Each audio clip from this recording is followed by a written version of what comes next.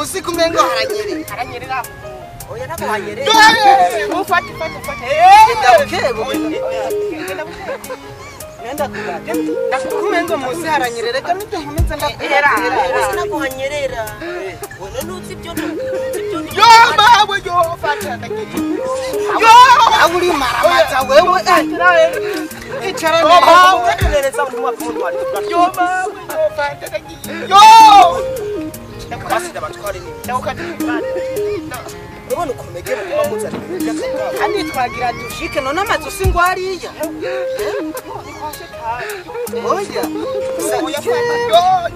oya reka ngende nakora ku mazi je namaze kumenya kuma hamwe sinikorokere wa muhungu abatware wareka wenda kukata gusa rero hola shoferi no kuri urabizi je ndabikuba nazananye na kino kibamba ariko nkaba ukabudutwaye nkuko ndabire wewe kuma hamwe kugumbisha reka ndiko ndayagara kwimanura cyomenga ntagerageza urabizi kino kibamba urabona ijambere kigiye mu bwato none nyarukari kambere tekenda kugumbisha none era nuko babwiwawe wareka sinichare hasi Chemeye kwicara hasi. Oya reka cyuko chemeye kwicara ngenda. Kabasi ndabasuniki kubera ubwato bw'abana. Kandi n'uyu muhungu abituma. Oya reka afise ibiro nk'ibi. Urubekasha. Anoko yomvya. Ewe. Afise akokuvya. Reka ntindire. Gusa rero chef mureke nkora ikiganiro none nukumengo mugira mu nkorore. We kumahamba.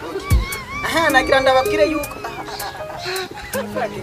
Shefe nukati bunyerera canke ni musi hanyerera? Ni musi hanyerera. Okay nagira ndabamenyesha yuko turi mu rugendo turiko turava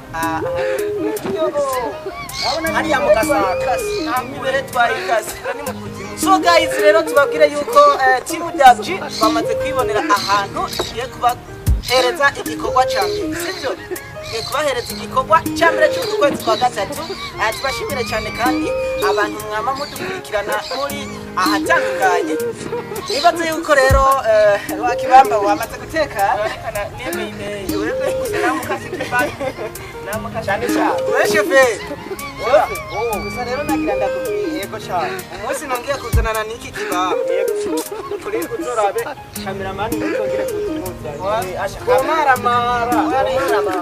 nka Dabji jiste nibabona ari muzani yo reka kandi Dabji